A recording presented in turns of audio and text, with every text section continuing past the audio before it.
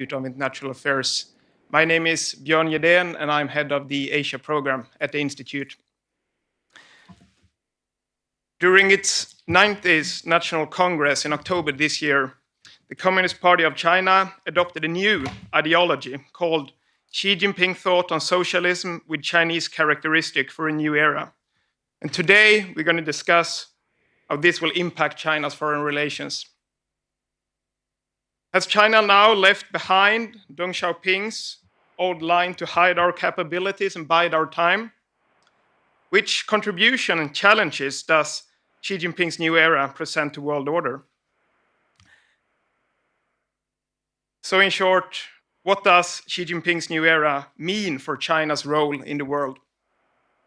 And this seminar is organized in cooperation with the Swedish Defence University and is part of a conference that's been going on since yesterday on the power of narratives in East Asia and international relations.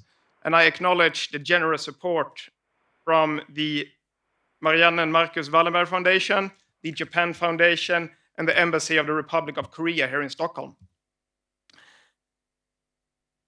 With me today to discuss these issues, I'm very happy to have three prominent China scholars who not only have in-depth knowledge of different aspects of China's international relations, but also all have been studying these issues for several years. To my left is Dr. Alice Ba, professor at the Department of Political Science and International Relations at the University of Delaware. Alice got her PhD from the University of Virginia, and she is the author of, among other works, Negotiating East and Southeast Asia, Regions, Regionalism, and the Association of Southeast Asian Nations, ASEAN, and also Contemporary Southeast Asia, Politics of Change, Contestation, and Adaptation. Welcome, Alice. In the middle is Dr. Alastair Iain Johnston. He is the Governor James Albert Noe and Linda Noe Lane Professor of China and World Affairs at the Government Department at Harvard University. Iain got his PhD in political science at the University of Michigan, and he's been writing, among other books and articles, Cultural Realism, Strategic Culture and Grand Strategy in Chinese History, and Social States, China in International Institutions, 1980 to 2000. And to my left is Dr. Peter Hayes Gries. He has a PhD in political science from the University of California, Berkeley. And he used to be based for several years in Oklahoma. But recently we are happy to have him even closer since he's been taking up a new professor as Professor of Chinese Politics at the University of Manchester, where he also directs the Manchester China Institute, a new exciting institute in Manchester that is officially launching this Monday, actually. So congratulations, Peter. I will ask each of you to offer some introductory remarks. Then I thought we can have a discussion. And then in the end, we leave plenty of time to open up for a conversation with the audience. So I will start to ask you, Iain, to offer some words. Thanks very, very much for this opportunity to talk about Chinese foreign policy. After the very kind words from Björn, I'm afraid that everything from now on is just disappointing. At least for me, not my colleagues. So I want to talk about continuity and change in the Xi Jinping's speech in the 19th Party Congress. This was the Congress that reified Xi Jinping Thought as the guiding thought for China's development in the future. And a lot of attention was paid to his report to the 19th Party Congress. And so what I wanted to do was point out some of the similarities and some of the continuities and some of the differences, changes in the report that has piqued some attention from observers. So first issue of continuity is the question of multipolarization. So multipolarization is a code word in the Chinese lexicon for power transition and the decline of the United States. So how the pace of multipolarization is going is a descriptor, an indicator of confidence that the US is in decline. And while Xi Jinping's speech emphasized China's eventual rise to become a leading nation, it is interesting that the report used very standard and somewhat moderate assessment of the pace of multipolarization. He referred in the speech to the so-called deepening development of multipolarization, which turns out to be language that goes back to the year 2000. It's not particularly optimistic and it's not particularly pessimistic. So it's a phrase that's been around for a long time, and it's not something new under Xi Jinping, and it reflects an unchanged assessment of the prospects for replacing American power. As I say, not optimistic, but also not pessimistic. A second continuity was his reference to the era being the era of peace and development. This is a term actually that Deng Xiaoping first developed in the mid-1980s, and it basically was used to argue that China required a peaceful international environment for its economic development. So the reaffirmation of this concept practically basically means that you don't want a major disruption in relations with major powers, including the United States, in order to enhance, to continue China's development. So this, again, is a conceptual continuity from the past. A third area of continuity is that there's no language, obviously signaling a challenge to the main international institutions governing trade or finance, climate, information, or sovereignty, various arms control institutions. The formula that Xi Jinping used is that China supports reform of some of these institutions, but is a protector of the international order as defined by China, which is essentially a UN-centric order from their perspective. So those are sort of main elements of continuity. I just wanted to touch on a couple of areas of discontinuity or innovation that has attracted a fair amount of attention, particularly in the United States. One is that he may have outlined a possible timetable for the unification with Taiwan. There's a phrase in the speech where he says basically that the realization of China's unification is a necessary demand for the rejuvenation of the Chinese nation. So the goal of the rejuvenation of the Chinese nation is roughly 2050. So if you put those together, it suggests that unification has a rough deadline of 2049, 2050, which would make sense because that would be the 100th anniversary of the founding of the PRC and the 100th year in which the island of Taiwan had not been controlled by the PRC. So there was not much more development of this, and I'm not sure the regime has commented any further on it, but there's hints here that this may be the point at which the Chinese Communist Party wants to be able to declare the unification, final unification of the nation. Another innovation that Alice is going to focus on is a hint from Xi Jinping that the so-called China model, or the features of China's mercantilist plus party state plus marketization model may be available for export to other countries. He suggested that this model, or that China's development, may be offering greater choices for other countries. And if this is indeed seen as something that's exportable, this raises concerns, certainly in the United States and elsewhere, that this injects an element of ideological competition into the relationship, for example, with the United States, an ideological competition that had not been there in the relationship from the early 80s on, early 70s on. Although Xi Jinping, at a recent meeting of international political parties, formally declared that China was not trying to export its model, so this may reflect a certain amount of sensitivity to the pushback on this.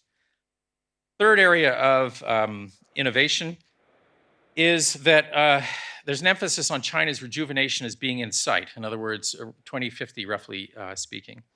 And the interesting question is whether this means an end to the use of the historical memory of the century of humiliation, China's humiliation at the hands of imperialist countries from roughly the 1840s to the 1940s. Whether declaring that rejuvenation is in sight means that this notion of the historical memory of the century of humiliation that has buttressed everything from hypersensitivity to sovereignty to territorial integrity may no longer be of particular value. But again, this is quite speculative. Fourth thing that was new was that he mentioned that by 2050, China should be a world-ranked military power. And observers are asking why. And so the question is, where are the threats that would justify this? If it's not mainly a threat-based declaration that China should be a leading or a world-ranked military power by 2050, is it status-based? Is it an argument that as China emerges as a powerful country, it should have a military that's commensurate with its status as a leading country? And there's a certain tension here, obviously, with the more globalist language that one sees in his speech. Finally, there's a strong stress in the 19th Party Congress report on Chinese exceptionalism, and I want to linger on this for a few minutes, if I can, Bjorn. And this is manifested in a number of ways. First, you see a more frequent use of the term Chinese characteristics. So an economy of Chinese characteristics, a security with Chinese characteristics, a culture with Chinese characteristics. And under Xi, this phrase has generally been used more frequently in the Chinese media than under previous Chinese leaders. The phrase is a flexible one, and in good dialectical fashion, it's been used historically both for progressive and for reactionary purposes. So, for example, under Deng Xiaoping, when it was first coined, it had played a progressive role in the sense that it gave top cover to the decision to pursue marketization. So the decision to pursue marketization was justified by calling it socialism with Chinese characteristics. But observers suggest that under Xi, it has more reactionary connotation. If a phenomenon has Chinese characteristics, that usually means it's excluding or minimizing or delegitimizing criticism of the Communist Party and the Communist Party policies. So that's one element, the emphasis on Chinese characteristics. Another element of this focus on exceptionalism is a perceived blurring of the distinction between ethnicity and citizenship. So he uses the phrase in the speech a couple of times. He refers to all of the children of China in conjunction with the mission of rejuvenating China. So the phrase is basically that all of the children of China are unified in their hearts in participating in the great rejuvenation of the Chinese people. So Xi Jinping, much like his predecessor Hu Jintao, has linked these two ideas of the notion of the Chinese, children of China, or all Chinese, with the notion of the great revival of the Chinese nation. The problem here is as follows. If all the children of China refers to nationality, refers to citizenship, then it means that Chinese citizens share in this process of Chinese rejuvenation. If, however, it refers to ethnicity, in other words, all Chinese around the world, then this implies that citizens of other countries who happen to be ethnically Chinese have a responsibility to participate in the rejuvenation of the Chinese nation and the China as a country. This may have counterproductive effects for China's image abroad because it implies China would interfere in the internal affairs of other countries, mobilizing ethnic Chinese populations of these countries for the purposes of China's own rejuvenation. And this, in turn, may end up creating problems for ethnic Chinese in other countries if and when you see concerns in these countries about the loyalty of ethnic Chinese populations. There's a committee in the United States, a Chinese American lobbying committee called the Committee of 100 that does surveys of American attitudes towards Chinese Americans. They found consistently that roughly 30% of Americans believe that Chinese Americans are more loyal to the PRC than they are to the United States. So this discourse from Xi Jinping, if it's emphasizing ethnicity as opposed to citizenship, is only likely to buttress this concern about the alleged loyalty of ethnic Chinese. If, on the other hand, all the Chinese children or children of China refers to citizens of the PRC, including Taiwan and Hong Kong, then his vision of ethnicity is relatively less problematic. Final point about the emphasis on Chinese exceptionalism is there's been an increase in references under Xi to the Chinese people as inherently peaceful people. So underscoring the exceptionalism of the Chinese culturally, ethnically, as inherently peaceful. Xi Jinping has noted that the Chinese people are by nature peace-loving, and he's even stated metaphorically perhaps, that there are no invasion genes in the Chinese people. This may also have counterproductive effects in foreign policy in a couple of ways.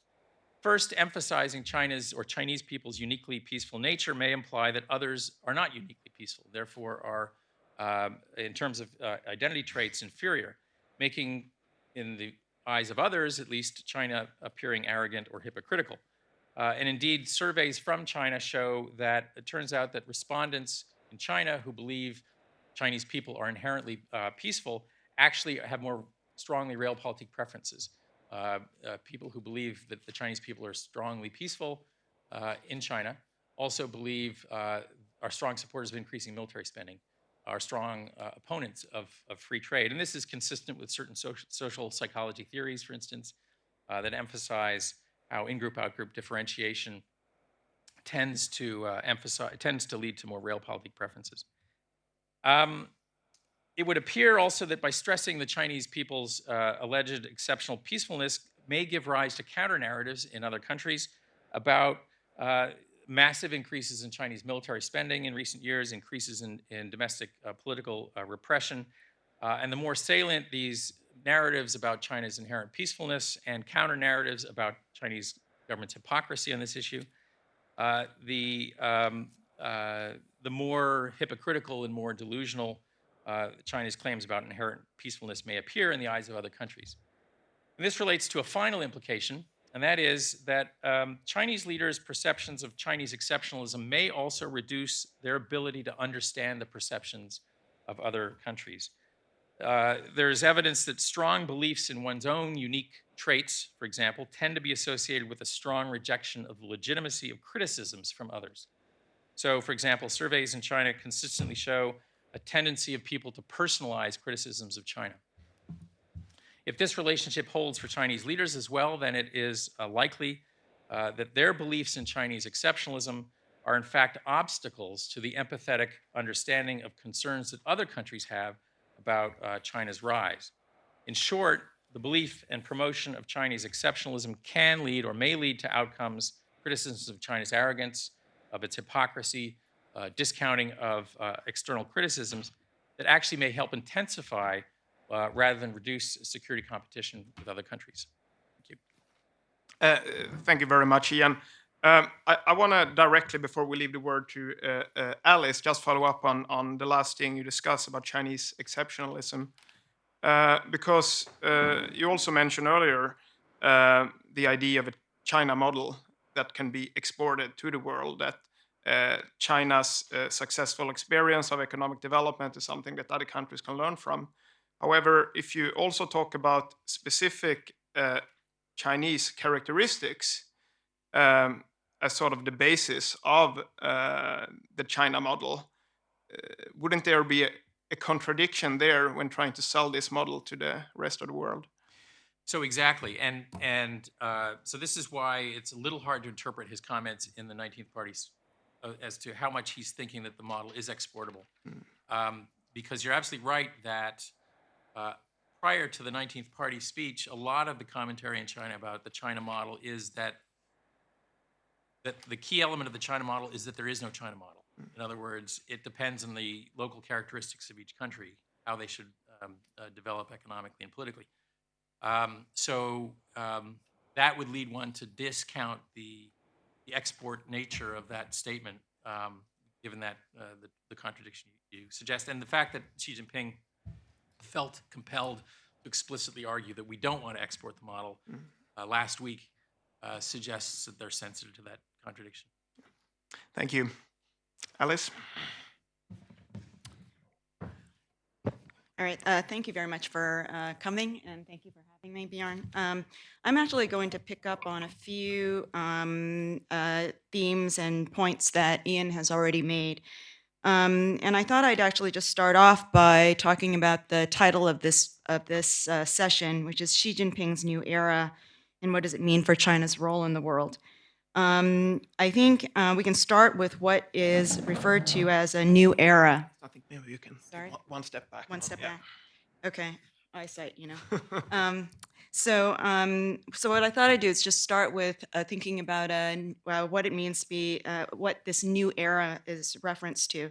And as Xi Jinping put it at the 19th Party Congress, quote, "This is an era that will see China move closer to the center of the world and make more contributions to humankind."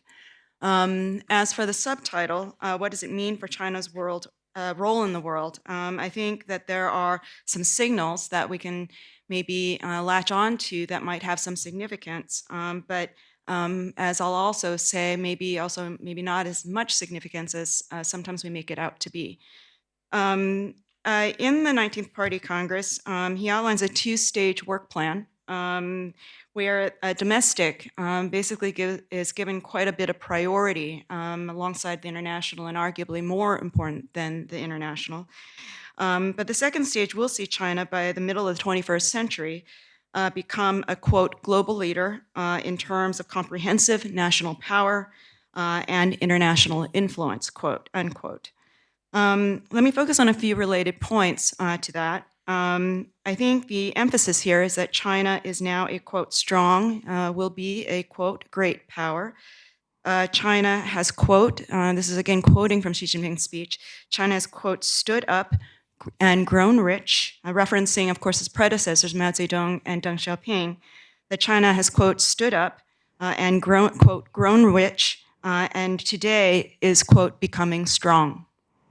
Some points of accomplishment, and Iain has already identified some of them, but we might also note that he highlighted the fact that China has maintained its position as the world's second largest economy, contributed to 30% of global economic growth, that, quote, China's cultural soft power and the international influence of Chinese culture have increased significantly, unquote. He also references the UN, which I'll also talk a little bit about in a moment. Counted among his accomplishments made in the previous 5 years is also, quote, construction on islands and reefs in the South China Sea, which has seen, quote, steady progress. Though it may also be significant that the South China Sea was not mentioned in the same line as Macau and Taiwan. But in any case, I think the reference, nevertheless, to the progress in terms of Chinese constructions on the South China Sea Islands is still, still significant. I think one other phrase too that I think Iain mentioned that I think many of us latched onto that he said was that he said that China offered a China, quote, alternative to the problems facing mankind. And that, quote, it offers a new option for other countries and nations who want to speed up their development while preserving their independence. And that seemed to suggest that China was interested, as Iain already highlighted, in pushing distinct Chinese options that would stand in contrast to existing models and institutions. And again, as already been mentioned, the fact that China felt compelled, in fact, to offer clarification to this point, I think it's significant in terms of understanding the challenge represented by that comment. I do think it's a clarification. In the 19th Party Congress, he also said that we should not just mechanically copy political systems of other countries. And so, again, it would be more consistent with China's historical approach that development should follow and be cognizant of local conditions. This said, the original statement is also not without some significance, I would argue, and maybe elements of truth, although, again, highly qualified, as already noted. The China alternative here, and I'm going to kind of talk about it in 3 ways, economic, political, and also in terms of global institutions. We can talk about this, quote, model of economic development with, quote, Chinese characteristics, a statist development model, or socialism with Chinese characteristics, this new option, supposedly. We can talk about it in terms of authoritarian development. An important and prominent trend in China has been the intensification of authoritarian control. Xi Jinping has made clear that discipline, party discipline, societal discipline, academic discipline will remain important priorities. And at a time when the values discourse has appeared to disappear and certainly been significantly downgraded in U.S. foreign policy. And a time when the U.S. For China and many other countries in Asia and beyond seems to represent a negative example of democracy at work, and even a warning about the dangers of democracy. I think how successful China will be in pursuing these dual goals of authoritarian discipline and national strength is likely to make China, could make China more credible as an alternative political model to be emulated by others. And at a minimum, I think, have some kind of temporary stymieing effect for forces of political liberalization in other countries. I think this said, there's a real question about just how distinctly also, I would argue, the so-called model China may or may not be promoting. To give some examples, I think what some call the China model of state-led development may not be a China model at all. Iain's already suggested some of the problems with it. You know, there are multiple definitions with this China model in terms of domestic discussions. Others point out that there's also many actors with different conceptualizations and interests in pursuing this model. Or this development, pursuit of development, that it makes it highly problematic to think of it as a coherent model. And also, if we're to think about the China model as a so-called, quote, reinvention of states and markets and development, then it's not really a China model per se, but it's also one that applies to its neighbors, to Japan, to other Asian states, even though, of course, there are Chinese characteristics to China's development, given its particular context, timing of development, size, etc. So in any case, is it significant that China suggests a possible alternative model of development? Yes. While there are many questions about the Chinese economy, I think one cannot deny that China's economic growth and heightened economic involvement in the world expands the possibilities, however, of alternative development paths. But again, is it a new China model? Maybe not so much.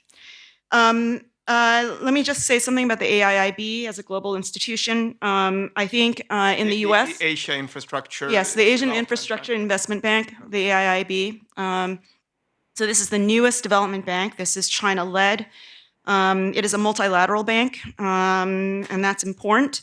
In the U.S., there's been a lot of discussion about how the AIIB represents a challenge to the Bretton Woods institutions, the International Monetary Fund, the World Bank, for example. Again, is it significant that China has wanted to create a new development bank in which China is clearly the leading actor? Yes. Is it the alternative to Bretton Woods, as some have made it out to be? I mean, I would argue not so much. You know, you look at the structure of the AIIB, it's 5 vice presidents, 3 are from Europe. All of them have significant experience dealing with established international banks or regional banks.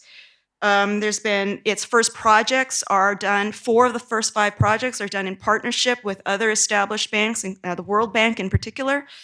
And so again, I think there are lots of caveats here. These are significant developments, no doubt, that suggest China's heightened role and interest in playing a larger role, having a greater standing in the world. But whether or not they represent true alternatives or is even being pursued as alternatives, I think is a question. What can we take away from all this? I think that China is expressing itself, as Xi Jinping makes out more than once, the word proud to be China. And so we see a little bit of a shift, right, in terms of presenting itself as a country with accomplishments to be proud of, as opposed to a country that has been historically victimized. I think it also suggests a China that is ready, or at least preparing to be ready, to play a larger role on the global stage, and to use Xi Jinping's words, to, quote, become a proud and active member of the community of nations. And so while the priorities will still be domestic, it still marks an important shift from a prior stance in which the primary message was that China was not ready. Equally, I think, and again, Iain mentioned this as well, in terms of the emphasis on the trends and pace of multipolarization in terms of what the international environment looks like.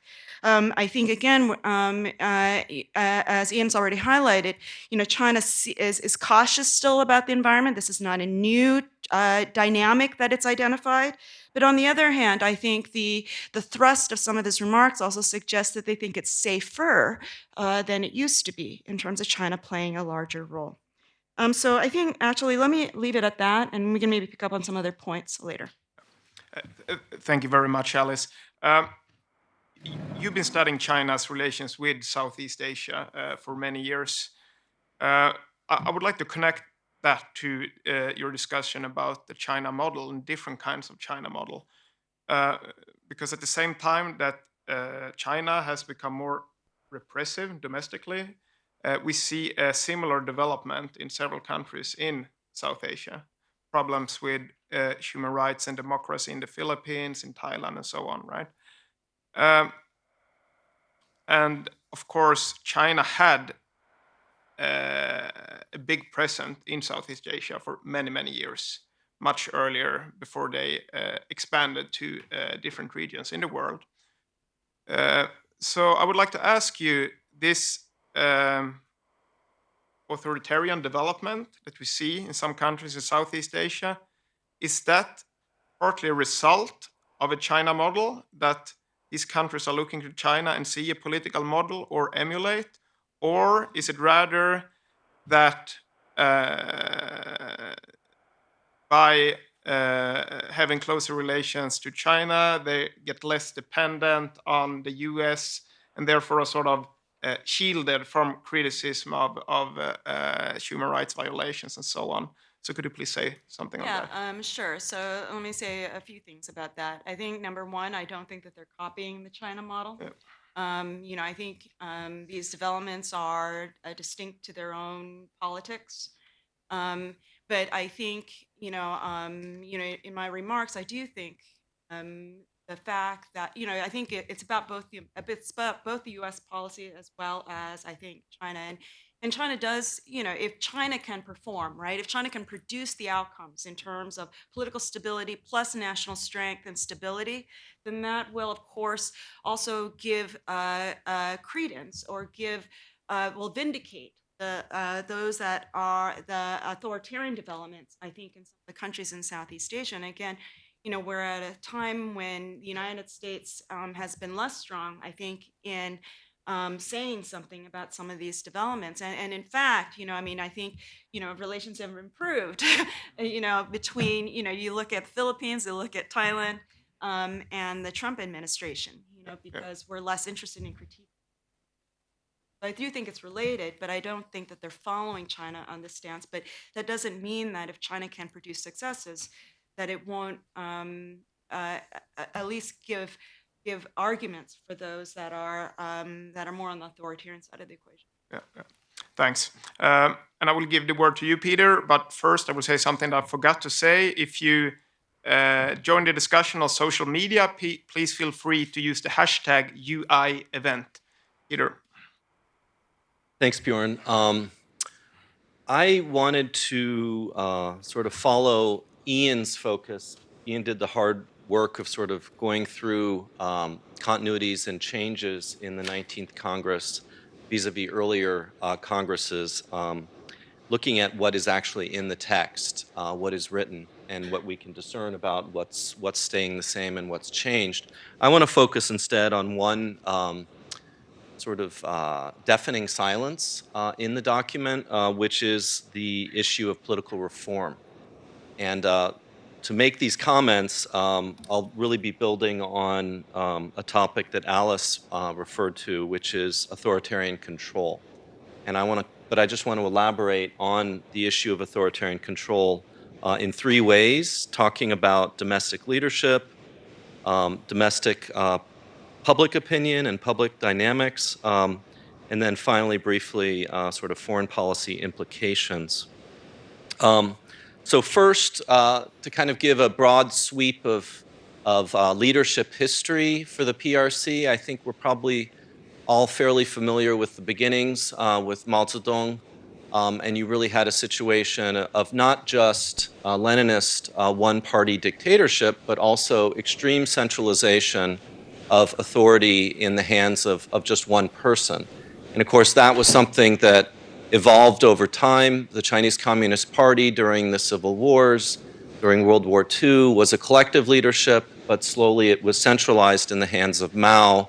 And that's really the only way you can understand policies like the Great Leap Forward in the late 50s, the Cultural Revolution in the late 60s. After Mao, you had a movement in the opposite direction, a movement back towards collective leadership where the party began in the 1920s. So Deng Xiaoping, as a veteran of World War II and a clear revolutionary, was the closest to Mao in the sense of really still being the guy in control, but he started to play lip service to collective leadership, and there began to be greater institutions of collective leadership at the top of the Chinese Communist Party.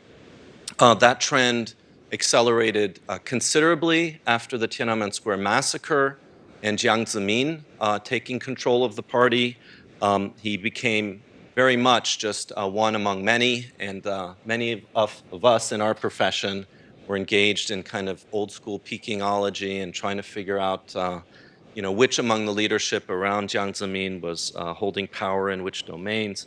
And this continued under Hu Jintao, this trend towards a return to collective leadership. But it has now very clearly and profoundly returned under Xi Jinping in the direction that Mao took it. And I think that's something that really comes through very clearly with the 19th Congress. I think we can see there's been a lot of talk, a lot of chatter in the West, in the media, among China experts, looking at evolution of things, especially in sensitive areas like the press and academia within China, and seeing a greater imposition of control at the popular level. But until very recently, I kind of laughed at the idea that there was something like a return to the Cultural Revolution, because to me it seemed very clearly delimited to these very specific sensitive areas of control within the party, control of the media, control of the cultural realm, control of academia. I just got back from Shanghai, and I was absolutely shocked to see a slogan hanging from a banner on a major street that referred to Lei Feng, who was a model People's Liberation Army soldier who was glorified during the Cultural Revolution for his service to the people that was so altruistic that I believe he ended up dying, right? He gave himself literally to the people. And this was a massive movement, part of really the effort towards not just behavioral control, but thought control that was attempted during the Cultural Revolution. And to see that in the public sphere in China only reinforces to me that this trend of the shrinking of civil society, the space for civil society and open discourse in China, has moved beyond beyond the party, beyond the media, beyond academia, and it's now seems to be even moving into society more broadly.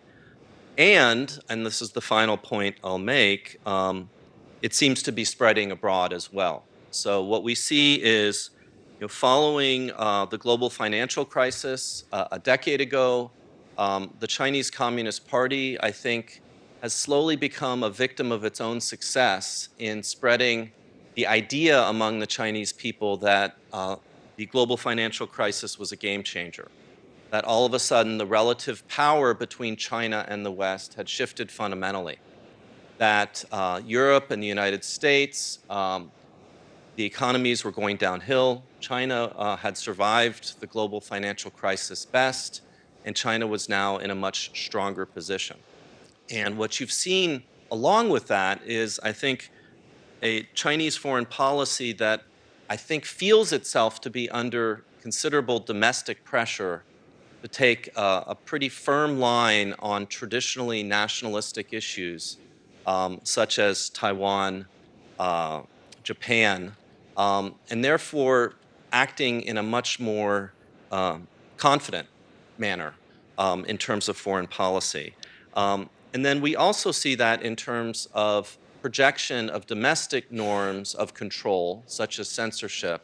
Potentially, we're seeing tastes right now of the possibility of these norms being projected from domestic China into the international realm.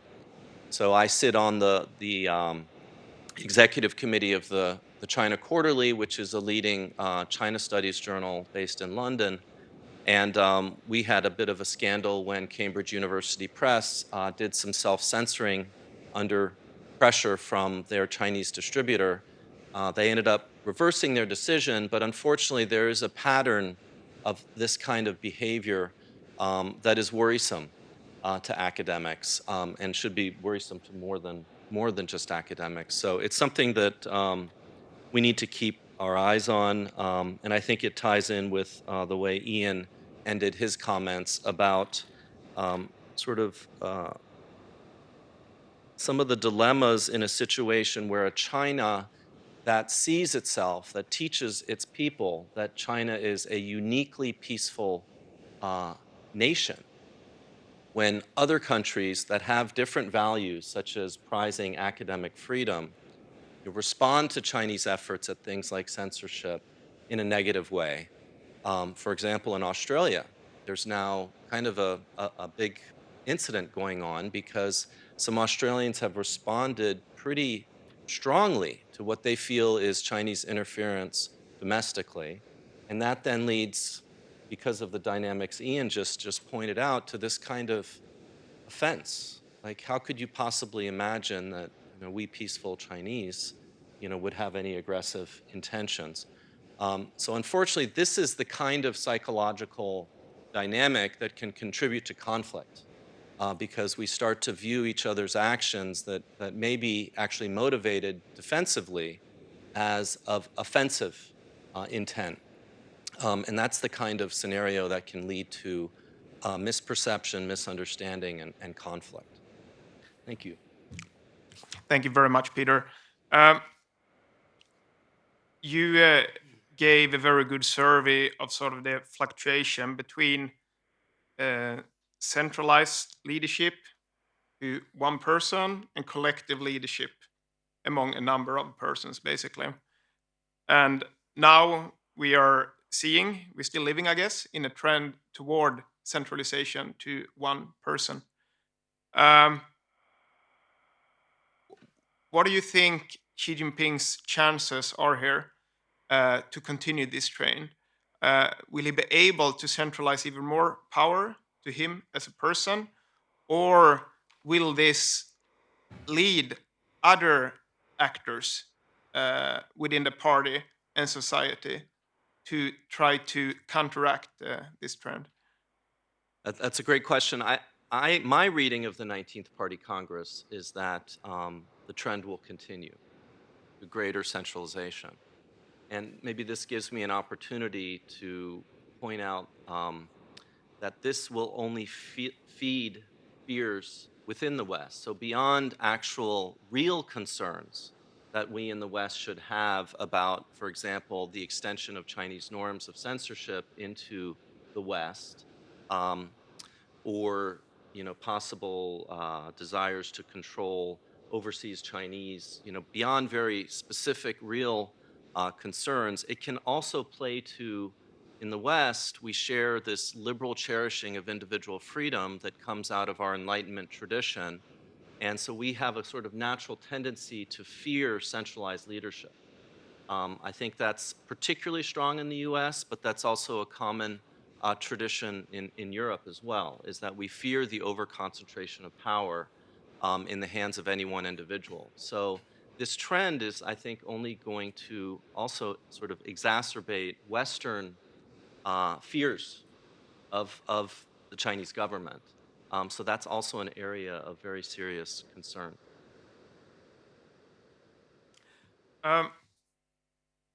One theme that came out in several of your points here was this theme of the rejuvenation of the Chinese nation, and this great goal of the Chinese nation to overcome the century of humiliation,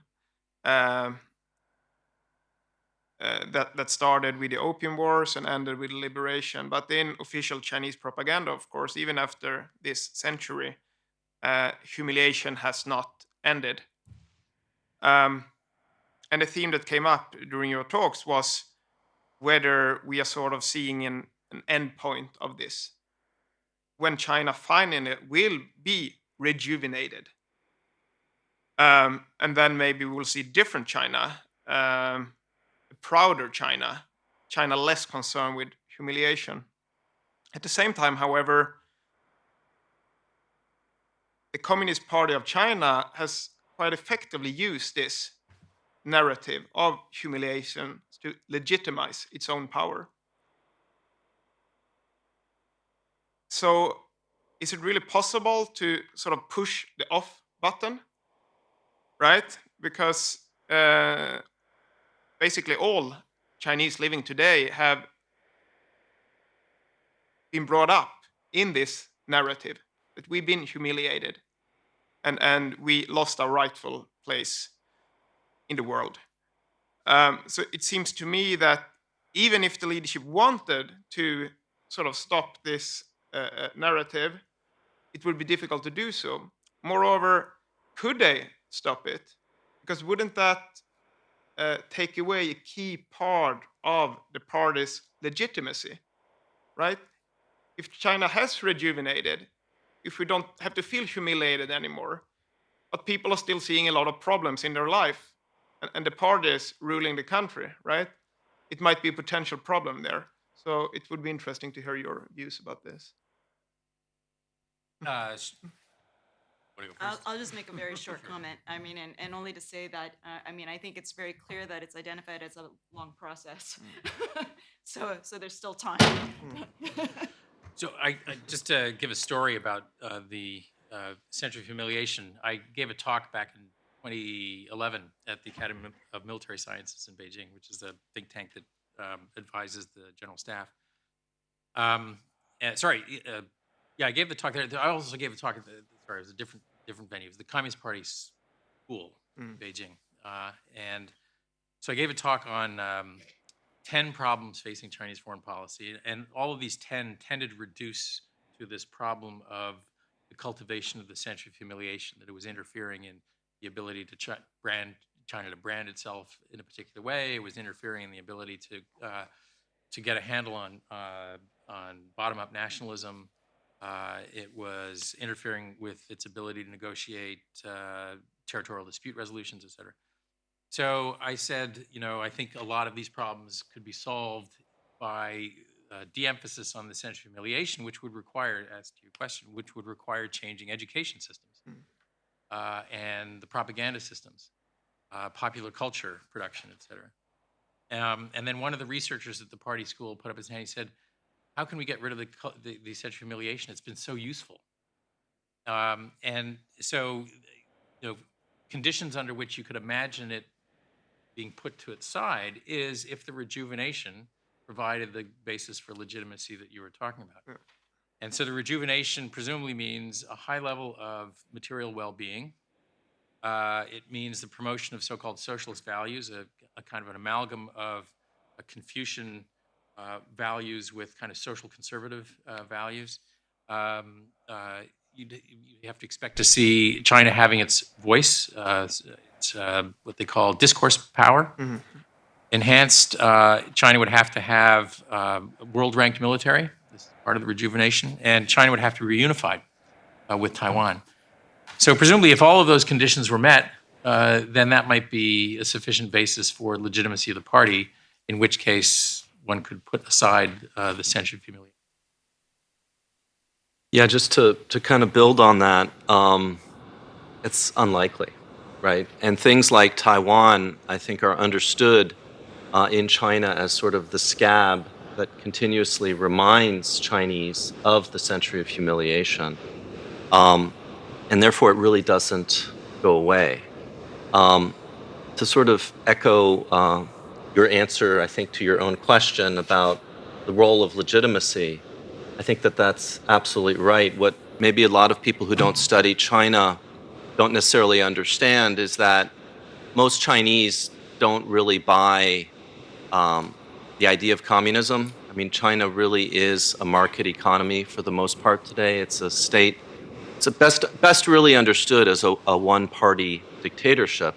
The Chinese Communist Party no longer claims legitimacy based on communist ideology. Nobody would buy that if they did try that. Instead, the Chinese Communist Party, from its very origins, practically, and certainly from so-called liberation in 1949, has based its claims to legitimate rule on nationalism.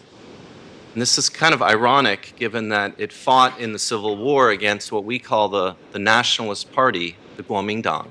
But it was actually the communists who made the nationalist claim to legitimate rule, and they've been making that claim ever since liberation over the last 70 years.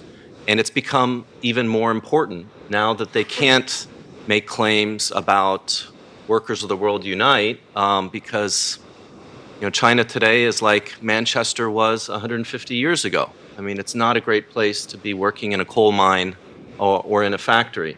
And so the party is, in a way, addicted to these sorts of nationalist claims. So I would definitely echo Iain's comments. Another theme that came up at several instances was this idea of the children of China that came up in Xi Jinping's speech at the Congress. And of course, this is a sensitive issue because although most ethnic Chinese in the world live in the People's Republic of China, there are several other countries in the world with a big Chinese minority, right?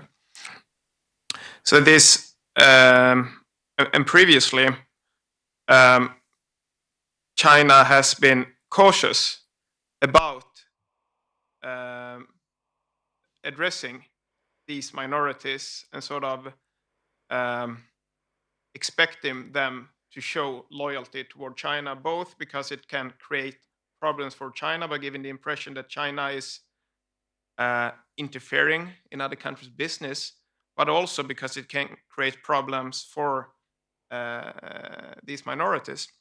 And in Sweden, as you all know, we have a case with a Swedish citizen, Wei Minhai, who was working as a publisher in Hong Kong and was apprehended under unclear circumstances and brought to China, and then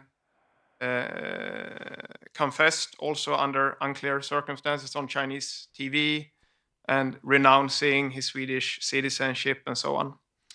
But I would like to start by asking you, Alice, again about the situation in Southeast Asia. In Indonesia, for example, where we in the past we've seen a lot of really violent ethnic tensions, right, targeting the Chinese minority there.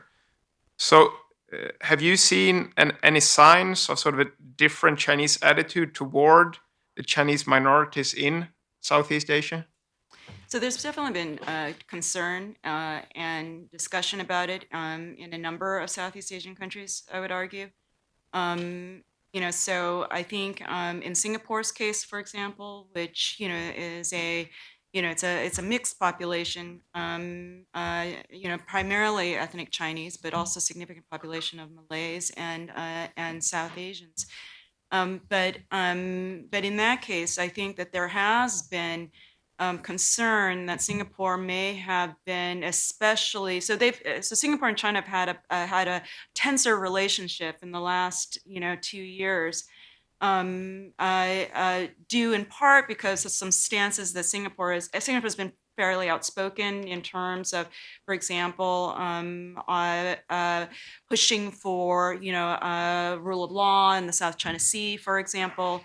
And so China's really pushed back on Singapore. And so there are many that feel that Singapore has been especially critiqued because of its ethnic Chinese population. So there are certainly those that believe that that's true. I think that I can just say ad hoc discussions with some researchers that there have been also, at various small workshops, those that are ethnic Chinese have certainly been talked to in some of these discussions. So, but again, this is an ad hoc kind of example here. But I did ask this question the last time I was there because I had heard some things, and so I did ask those that I came in contact with about that. So I think there's that concern. I think that, I mean, just to kind of elaborate a little bit more, I mean, I don't think necessarily there's examples of Chinese pressure, but I do think it highlights the sensitivity of the ethnic Chinese question in Southeast Asia. We see this actually, in Indonesia. I mean, you mentioned Indonesia. So recently, some of you may know, but in Indonesia, there was a recent case involving the ethnic Chinese Christian governor of Jakarta, who basically was actually, I think, relatively successful as governor, but because he made some unfortunate remarks, was charged and now jailed for blasphemy.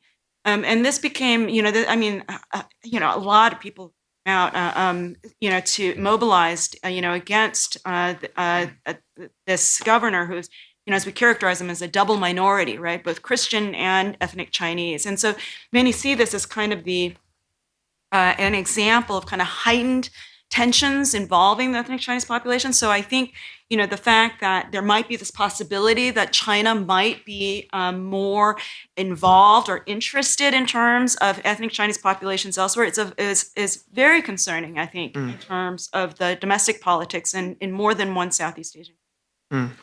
If I could just add something to that, the one thing we have to keep in mind, I think, here is that there's a feedback relationship or a dialectic between certain notions of kind of ethnic homogenization, China in Chinese views, on the one hand, and then elements of racial resentment in the United States on the other. So one of the things, the big question mark about the so-called rise of China, given the United States is still the one country in the world by most measures, biggest question mark is this is the first time in the modern international system where the contender for power with the United States is a non-European country. Like Japan was a contender for hegemony in Asia, but it wasn't a contender for hegemony globally. And the one thing about American politics we know about is racial identification, racial resentment is front and center of American politics. I mean, it's everywhere, and Americans sometimes don't like to acknowledge it, but it dominates politics in many ways. There's no reason to think that won't influence international relations as well, and particularly the United States' interaction with China. We don't know how unstable that dynamic might be. But as I mentioned before, the 30% of the American population that thinks Chinese Americans may be less loyal to the United States than they are to the PRC is one element. But just to give you another example, there was a period a few years ago, the U.S. Department of Commerce was drafting what they called deemed export rules that would govern the access to so-called sensitive technology inside the United States to people from countries of concern. And the first draft of these rules were incredibly vague and basically said, here's a bunch of countries and a bunch of people from these countries who should not have access to certain kinds of technologies, which means they shouldn't have access to certain labs, certain classes in American universities. And the rules originally written were that these people who were born in the following countries, including people who were born in China. China was one of these sensitive countries. So that would literally mean that kids who were adopted as babies from the PRC, if these rules had been put in place, would then have restrictions on what kinds of majors they could take, what kinds of labs they could look, what kinds of technology they could work with. Now, those rules were withdrawn after a lot of pressure from universities, but the impulse was there. And so the question is, if you can imagine a really steep deterioration in the US-China relationship, whether you start then getting calls in the US for restrictions on access to certain jobs, certain national security sensitive technologies, loyalty oaths, and then what response do you get back from nationalist sentiment in China in the era of social media. And so this is a dynamic I don't think that we thought through very carefully. It may be that I'm completely out in left field in this regard, using an American baseball metaphor. But as I say, it's not an issue that we've thought through very well, and yet it seems like a self-evident one, again, given the homogenization of concepts of race and ethnicity in China on the one hand, and then the dynamics of racial resentment on the American side on the other. So is he out in the left field, Peter? No, but I think what I would like to do is we've talked about Southeast Asia and now America, but I'd like to shift to Northeast Asia. And on this same issue of race, I think it's important for Western publics to be aware that many Chinese are socialized to sort of view the world in what we would consider to be very social Darwinian terms of a hierarchy of races. And there is a kind of discourse of race that we in the West would find very uncomfortable. It's highly essentializing. And its major target in China is Japan. Basically, Chinese in mainland China today, now this is not true at all among Chinese in Taiwan, are socialized to view Japanese today as no different from the Japanese who invaded and brutalized China during World War II. The racist kind of discourse that exists, to me, is very reminiscent of the kind of anti-Semitic propaganda that the National Socialists used and enabled the genocide of the Holocaust.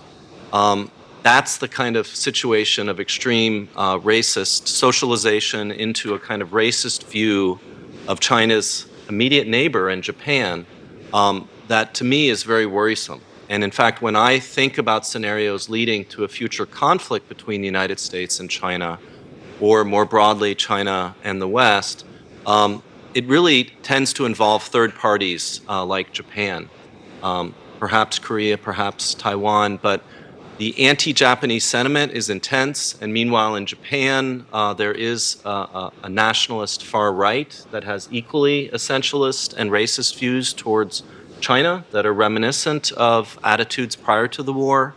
So this is something that we should be paying careful attention to. So before we go too dark in this discussion, let me just say that, and you know, I may disagree on this, but in surveys that I've been involved in, public opinion surveys involved in China suggest that at least amongst Chinese youth, relatively speaking, relative to older generations, Chinese youth have less anti-Japanese sentiments than the older generation, which is at least some sign of optimism. Yeah.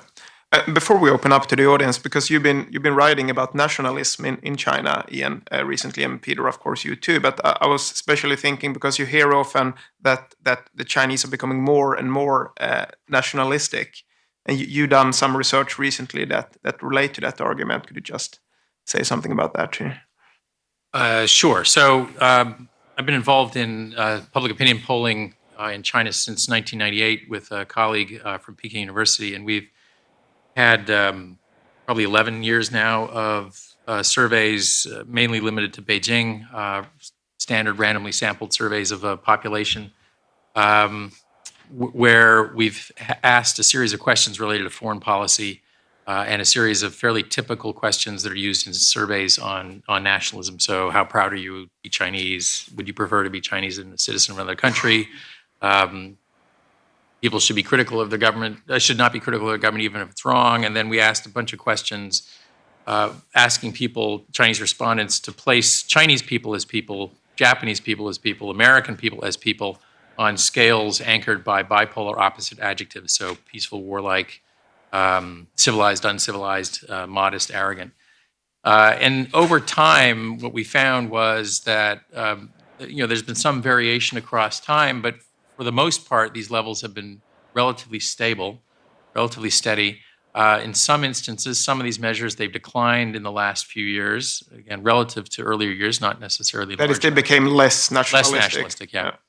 But most importantly, in almost every indicator that we used, Chinese youth, so people who were kind of coming of age in the early 90s, young 15-year-olds right after Tiananmen, that these generations actually have lower levels of nationalism on these indicators than older generations. So, and when you start controlling for things like education, travel abroad, urban versus rural, again, you see what you'd expect to see from kind of a standard modernization perspective, that people who are better educated, have traveled abroad, are urban-based, all in general tend to have expressed lower levels of nationalism, again, relative to people without those tendencies. So that's what the polling data at least suggests.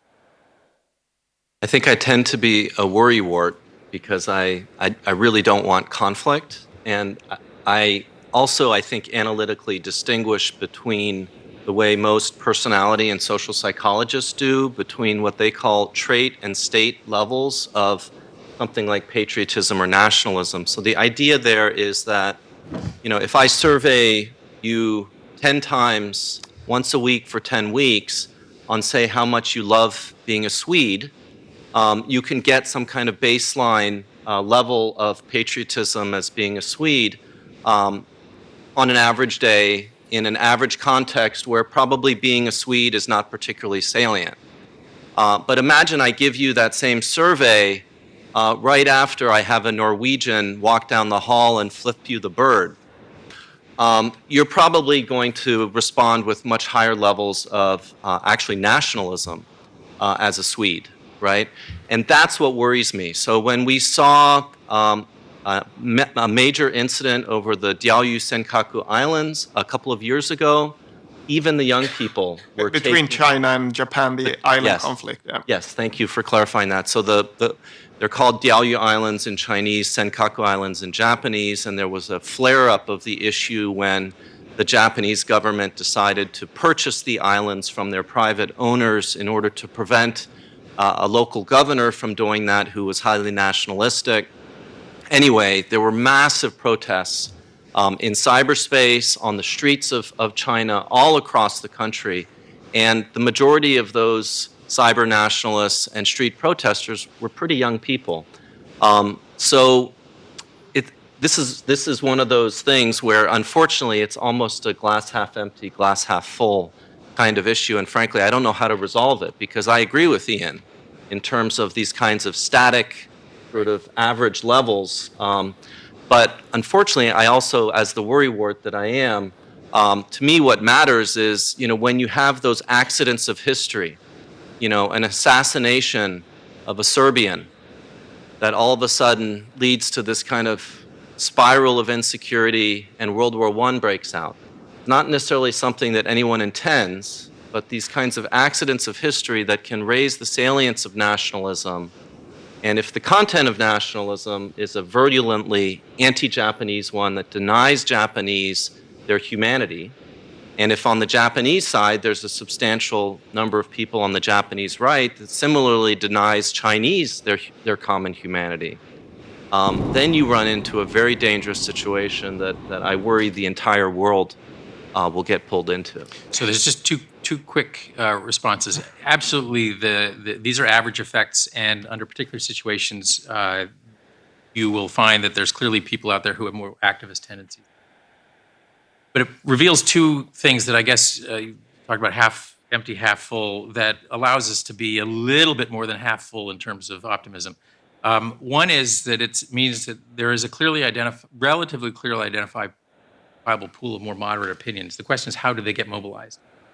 And secondly, we have another study that is coming out relatively soon, where we looked at a Senkaku scenario, where the scenario, we did a survey experiment in China where the scenario was the Japanese are putting buildings on the Senkaku Diaoyu Islands. And the Chinese leader threatens to use force to stop the construction. And then we asked various treatment groups what their level of support for the leader was if the leader backed down, didn't follow through the threat, was bluffing. And then we asked what their level of support for the leader was if the leader backed down but gave different justifications for it.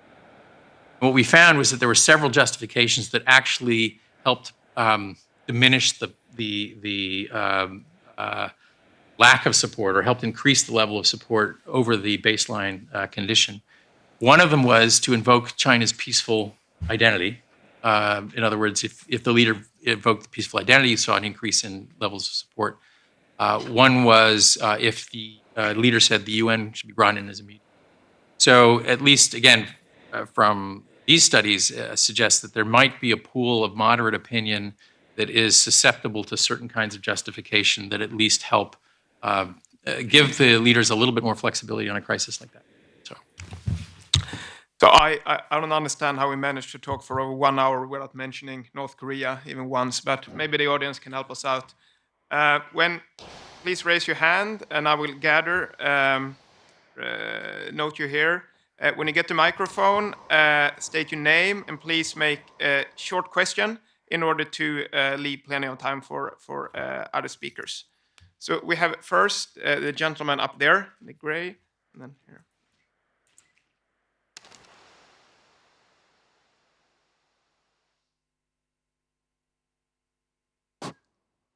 Thank you very much.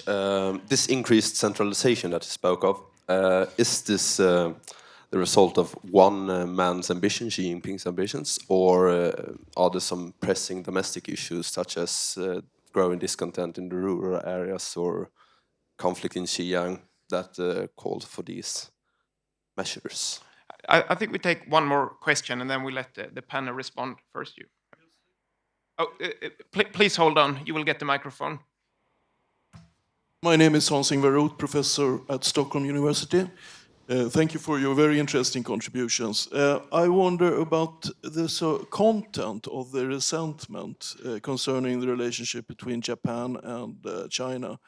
And Peter especially had an explanatory framework in terms of social Darwinism. And I wonder maybe is on the wrong track here, because the content really of a resentment from the perspective of China it concerns very, very concrete things, such as how the Nanking event or massacre has been described in textbooks in Japanese schools.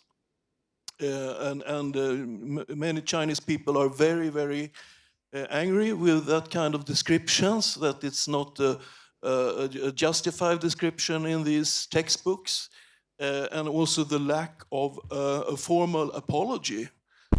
So I think it would be more fruitful to stress these kind of features in the conflict.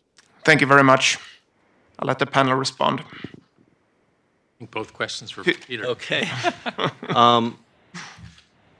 Just kind of quickly, the first question about the drivers of centralization, I don't think I really have the expertise to answer that, but my gut would probably be it's primarily one man's ambitions. If you look very carefully at Xi Jinping, and not just his ambitions, but his abilities. I mean, he's a very accomplished politician. And he's worked his way through the system and understood how it works, and he's very carefully worked over a number of years to push aside potential rivals and clear the space for the concentration of power in his own hands. In terms of the Sino-Japanese issue, topics like the Nanjing massacre, lack of a formal apology, that is definitely the narrative that we will hear over and over from mainland Chinese. That's what they're socialized to believe, and that's what they're told. I think we need to be very careful to simply accept one narrative without maybe listening to another. So I think many Japanese would point to a different set of historical facts. So for example, my understanding, I think I have the date right. Japanese Prime Minister in 1995 actually officially apologized to China, but the Chinese nationalist response is no, that doesn't count, because the Prime Minister at that time was from a different political party. He was, I think, from the Socialist Democrats, and he wasn't from the Liberal Democratic Party. So I guess my position is let's not so quickly take sides. Something like an apology to be successful takes two. I know this from my own interpersonal relationships. And I think we need to understand that in terms of our intergroup encounters as well. I think many Japanese are reluctant to get down on their knees and keep bashing their heads against the floor because they think that's what many Chinese nationalists want. They don't believe that many Chinese nationalists would actually accept an apology. And they can point to, I believe it was Murayama, right, in 1995, who actually made an apology, but it's not accepted. It's not recognized. It's actually been pretty much erased from Chinese historical memory. I think if you ask just about any mainland Chinese, have the Japanese ever apologized to China, they'll say absolutely not. So anyway, apologies take two. Lustration requires acceptance on the part of the receiver of an apology. And right now, Chinese are not ready to, most Chinese, and certainly Chinese nationalists, are not ready to accept an apology from Japan. If I can just add one more remark, I mean, I would also point out that this hasn't always been the issue that it has been, and so, it was for a period of time conveniently forgotten. And so it's really become more of an issue in the recent period. So I think that also reminds us that there are politics to these so-called objective facts, or these, contested objective facts, whatever you want to call them. I could just quickly Yeah. respond to the question about centralization. I'd also argue that Xi Jinping and a lot of Chinese believe he has a mandate to centralize power. Back in 2010, 2011, I spent a year in Beijing, and my interactions with elites at that time was there was tremendous despair at the uncertainties about the future of China, facing environmental degradation, food safety issues, corruption, income inequalities, ethnic unrest. And there was a sense that basically China, the Communist Party, had 10 years, so 2 terms of general secretary, to solve these problems, or then it was uncertain what the future would look like: social violence, collapse of the system. So presumably he was aware that he had a mandate to make massive changes in a incredibly structurally corrupt system, and he had a short time to do it. And so my guess is that that is partly a motivation behind his belief in the need to centralize power. If you think of the collective decision-making system under Hu Jintao and Jiang Zemin, a lot of people would see that as A, very slow and inefficient, but B, also very corrupt, because the members of the standing committee under these previous leaders were all in charge of different parts of the economy, and their families did very, very well. They themselves personally did very, very well by being in charge of these parts of the economy, and I think there was a view that was unsustainable. So we got one question up here first, and then one here. Arash Pasha Khanlu, Swedish Defence University. Oh, sorry. Okay. You can ask first. That's fine. Yep. Okay. Well, Alice mentioned that discipline has become very prominent in Chinese discourse and that it animates all aspects of the society. I was wondering, what is the historical origin of this Chinese notion of discipline? In what ways is it understood? Why has it become so prominent? And what kind of effects does it have in the Chinese society? Yeah, I mean, my remarks. I think maybe we can take 2 more questions, just so everyone will have time. Sorry. So if we start here and then Björn. Thank you all. My name is Annika Winst, Nordea Bank.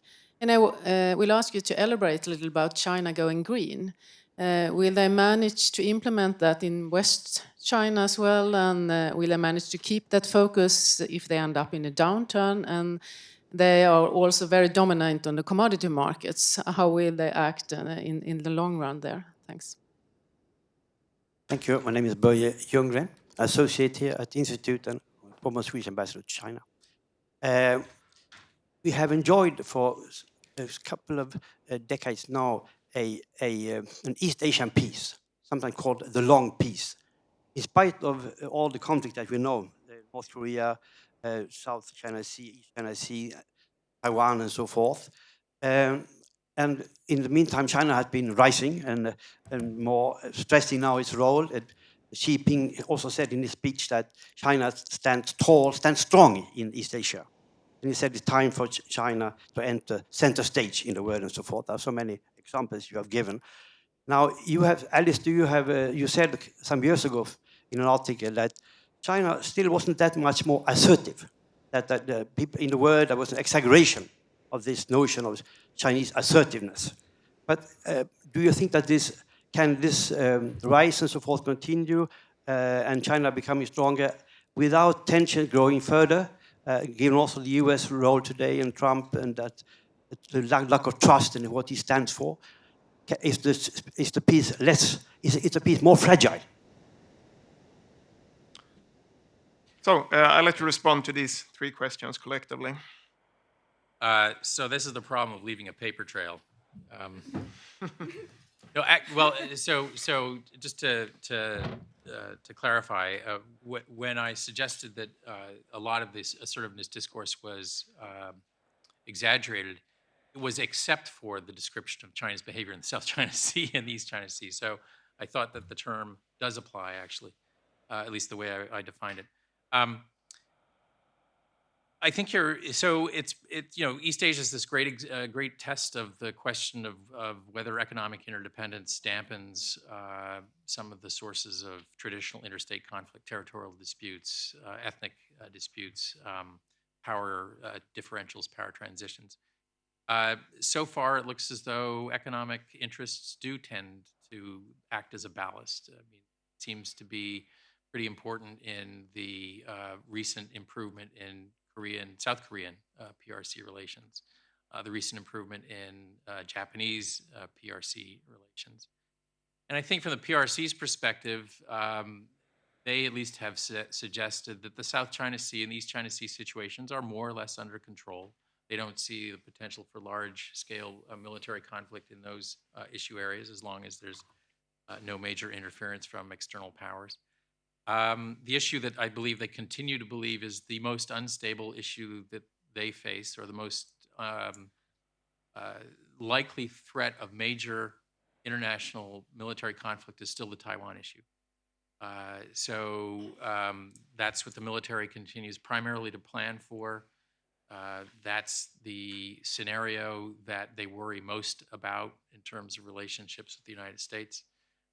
And so the East Asian peace, in a sense, will hinge in large measure on the degree to which the Chinese are confident that they can deter Taiwan independence.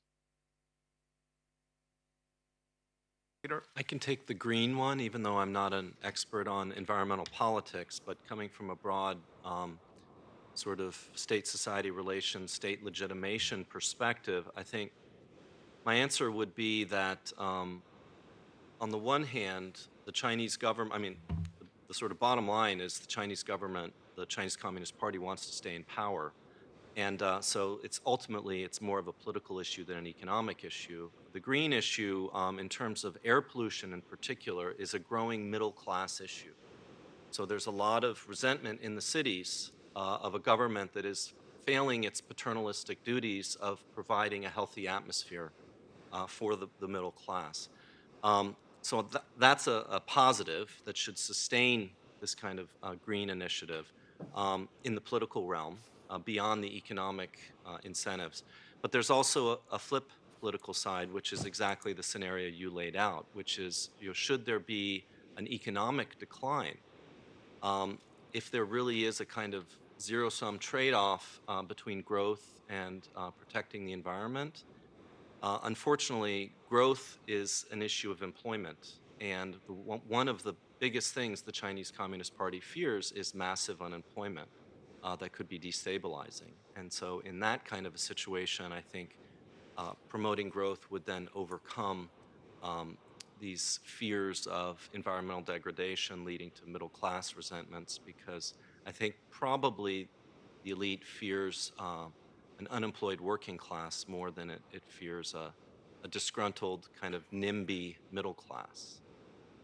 But that's pure speculation, because I can't get in the minds of China's elite. I guess I'll just make two remarks. I mean, to the first question, I mean, I think Iain, in some ways, has already answered this question in terms of, because I was referring to this trend towards authoritarian control and discipline. That's a reaction to, the sense that, there were instabilities, domestic instabilities, that corruption was causing instability, that there's a lack of party discipline, that, that there were domestic actors within government, outside government that were, perhaps not on the same page. And so I think, that was what I was commenting on. And, I think as Iain's already explained, I think that there's a sense that there's some mandate for Xi Jinping to basically reassert, some control over these unruly forces that were complicating the party's agenda, and also its interest in kind of maintaining, what it saw to be, important sources of legitimacy. I think on the East Asian piece, I think, as more than one has commented, I think that, it's contingent on being able to manage insecurities, right? And, as others have already, highlighted here, if we're in a situation in which China sees itself as exceptional, and large powers, to be quite frank, also, have a tendency, not to see or recognize insecurities that it causes in others, right? So I think, if those insecurities aren't managed, then yes, then, I think we're in a Just a quick addendum to that. Alice, I think, makes a really important point that it gets lost in the larger discourse about repression in China. And that is a lot of it, not all of it, but a lot of the repression that we've seen, or the tightening up, is actually focused on the party and inside the party and on party members, partly to revive the legitimacy of the party as this group of selfless vanguards of history, as they were imagined to be in the 1950s. But that means that there are still sort of elements of repression that exist in the past that we haven't seen under Xi Jinping. So, for example, under Hu Jintao and Jiang Zemin, there was a much more arbitrary use of the legal system to crack down on crime, and people getting wrapped up in the legal system for no reason, no good reason. And that hasn't appeared in the Xi era as much as in the previous eras. There's much more emphasis in the Xi Jinping era on the accountability of local government as well, effort to make governments more responsive, whether it's through setting up city web pages, having hearings about local policy implementation, the ability to improve the delivery of services, et cetera. So on top of what we're observing in terms of an ideological disciplining, a lot of that, as I said, is focused on the party and actually also in the military. Less so in society at large. Thank you all so much for being here today. We look forward to see you again next year. As always, we have a lot of events planned on China and on Asia. I wish you all a nice weekend, and please join me to give our 3 excellent speakers a big hand.